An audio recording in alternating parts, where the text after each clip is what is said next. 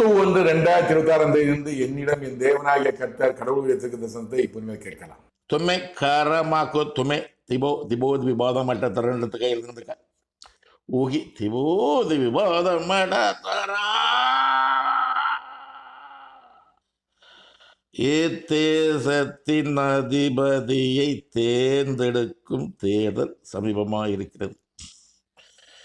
ஆயத்த பணிகள் அரசியல்வாதிகள் தேசத்தின் அரசியல்வாதிகள் செய்து கொண்டிருக்கிறார்கள்.